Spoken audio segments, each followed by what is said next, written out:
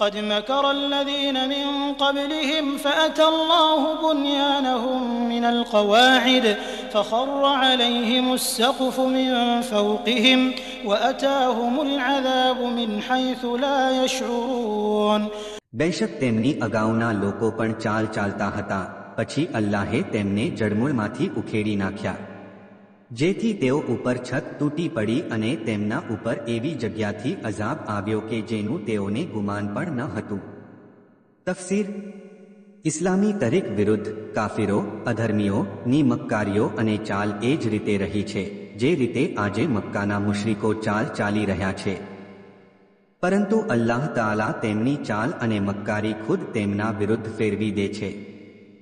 આથી ઇસ્લામી તહેરીક વિરુદ્ધ જે ઇમારતો તેમણે ઊભી કરી હતી તે જ ઇમારત તેમના વિનાશનું કારણ બની ગયું. આ આયતમાં રસૂલુલ્લાહ માટે ફતહની ખુશખબરી છે અને વિજય તરફ પણ ઇશારો છે. આથી તે મુશ્રિકો ઇસ્લામ વિરુદ્ધ જે જંગો લડ્યા તે જ જંગો તેમના વિનાશનું કારણ બની જશે અને અધર્મીઓ અને કાફિરો બરબાદ થઈ જશે.